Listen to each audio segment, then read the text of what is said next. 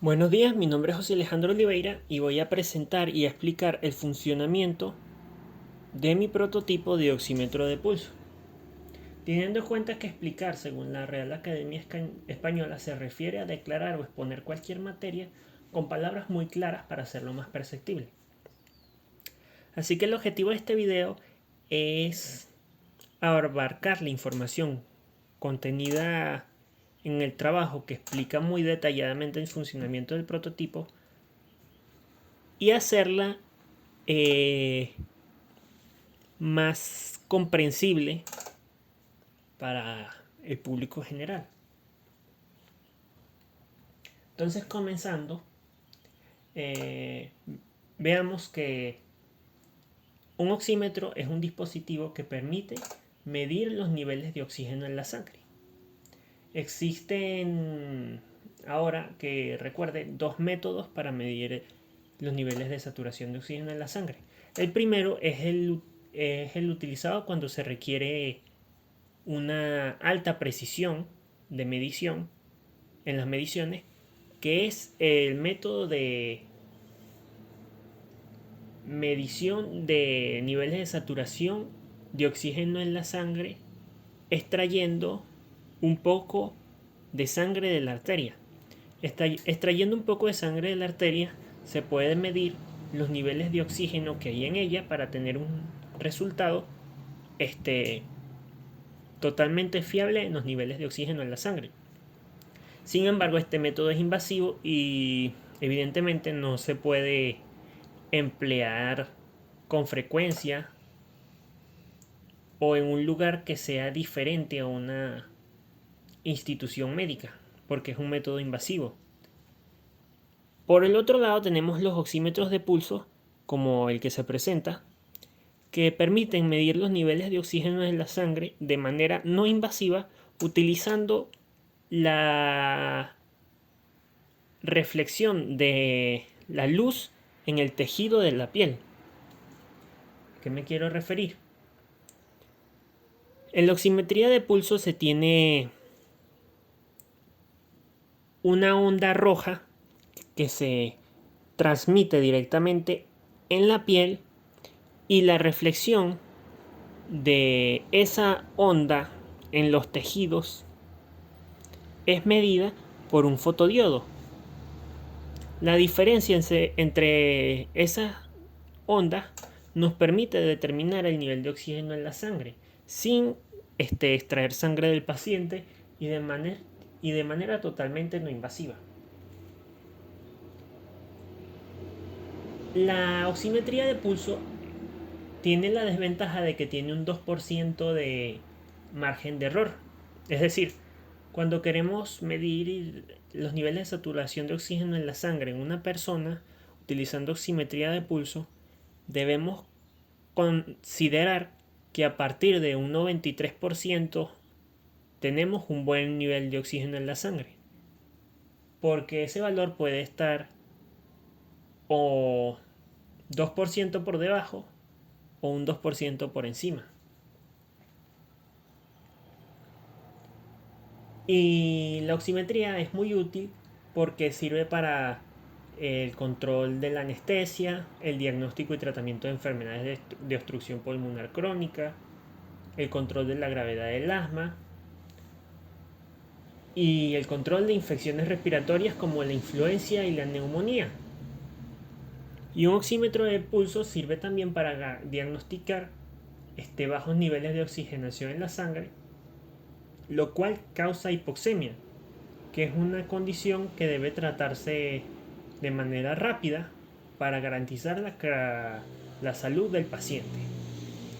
Y un oxímetro de pulso permite precisamente medir en tiempo real el estado del paciente, lo cual facilita mucho su tratamiento. Entonces veamos los componentes de nuestro circuito. Eh, Primeramente tenemos el sensor MAX 30102, el cual se encuentra contenido aquí. Y es un sensor que está diseñado para dispositivos portátiles como relojes inteligentes. Este tiene dentro de sí eh, un diodo LED rojo, un fotodiodo o un diodo LED infrarrojo, un convertidor análogo digital que transforma las mediciones de valores eléctricos a valores digitales, un filtro digital que toma esos valores digitales y los limpia un poco, también tiene un sistema de cancelación de luz ambiental, un oscilador y un registro en el cual va almacenando todos los valores que calcula para transmitirlos a través de un protocolo de comunicación que se llama I2C.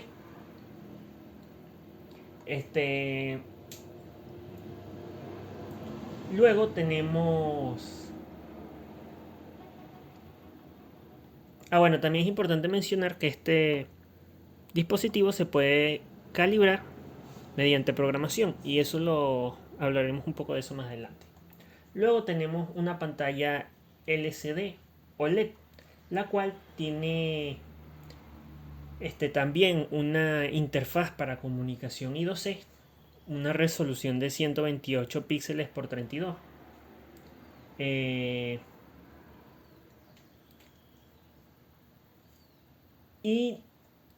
Para poder usarla se necesita al menos un K de RAM, lo cual lo permiten varios microcontroladores, entre ellos el Arduino Uno, el Arduino Mega, entre otros. Y finalmente tenemos el Arduino Mega 256, la cual es una placa desarrollada para la construcción de aplicaciones extensas que alberga un microcontrolador Atmega 2560. Este microcontrolador se puede programar mediante una interfaz USB con conexión UART y es el que se encarga de escribir en la pantalla LCD y de recibir los datos, procesarlos y otorgarnos los niveles de saturación de oxígeno en la sangre. Ahora veamos el funcionamiento de cada dispositivo. La detección del nivel de saturación de oxígeno en la sangre se realiza, como había mencionado, empleando este sensor, el cual tiene dos emisores de luz. Estos elementos permiten detectar el nivel de oxígeno en la sangre mediante la transmisión de haces de luz y la detección del mismo a través de los tejidos de la piel.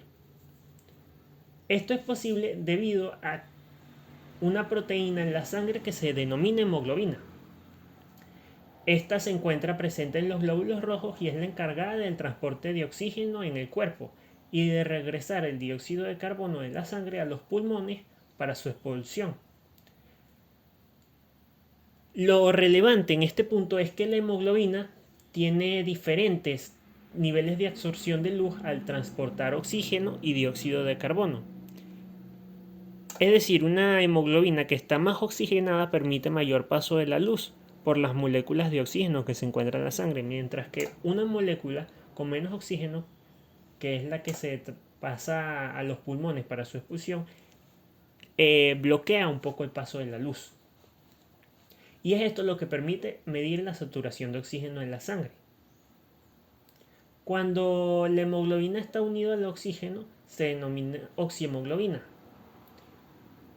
Y esta absorbe mayor cantidad de luz roja y permite el paso de la luz infrarroja. Luego tenemos la hemoglobina desoxigenada, que es la que transporta dióxido de carbono, y esta absorbe la luz infrarroja mientras que permite el paso de la luz roja.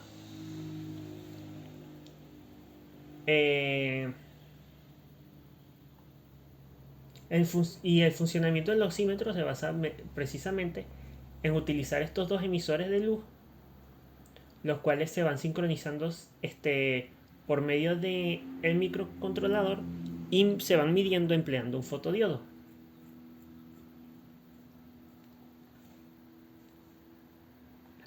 Ahora, ¿cómo funciona el microcontrolador Arduino? El microcontrolador tiene las funciones de recibir los datos del sensor, controlar los diodos emisores de luz y transmitir la información a la pantalla LED.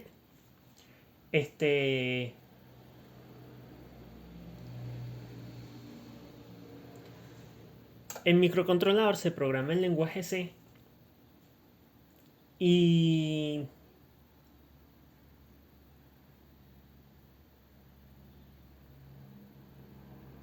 controla mediante pulsos el encendido y apagado de los diodos emisores. Es aquí donde se calibra el sensor. ¿Qué quiero decir con que se calibra? Este sensor tiene diferentes parámetros los cuales pueden ser modificados en programación.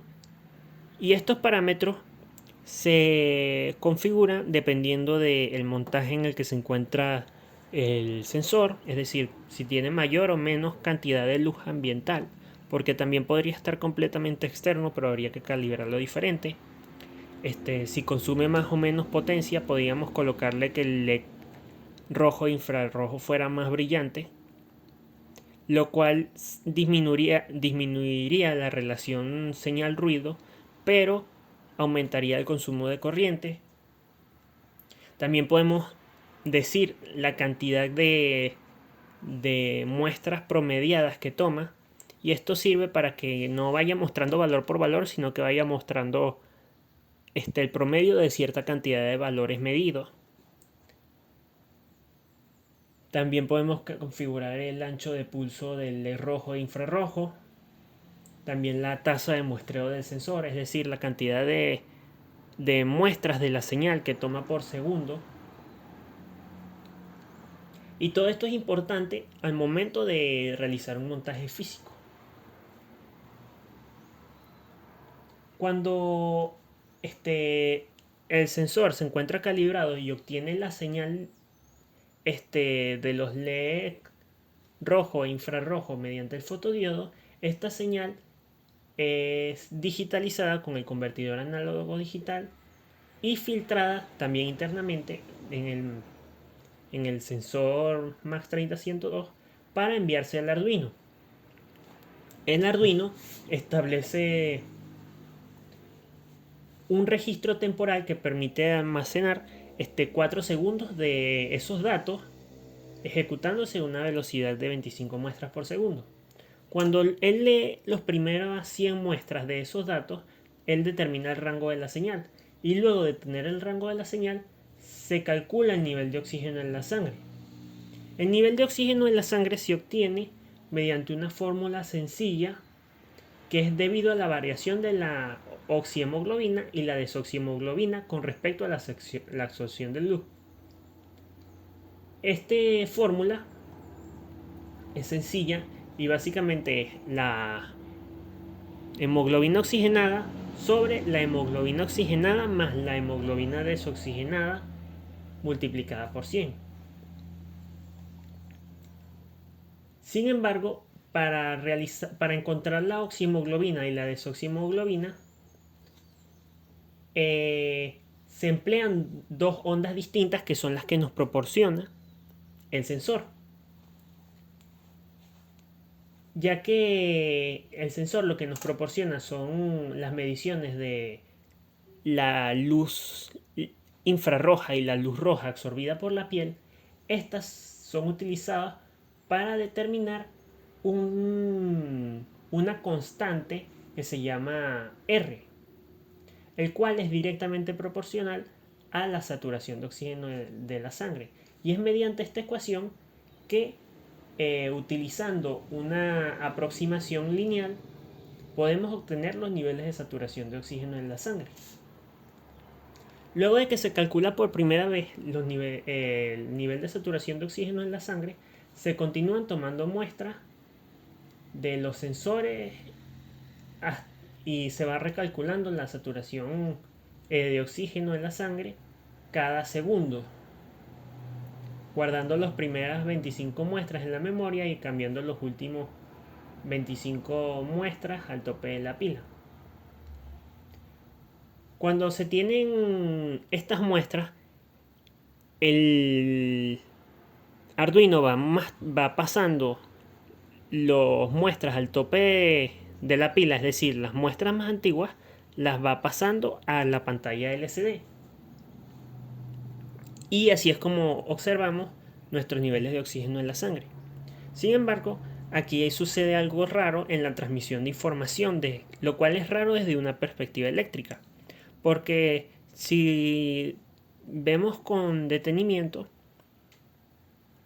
el sensor se encuentra conectado directamente a la pantalla LCD, pero también se encuentra directamente conectado al Arduino. Es decir, estos componentes están conectados de una forma que pareciera como una estrella.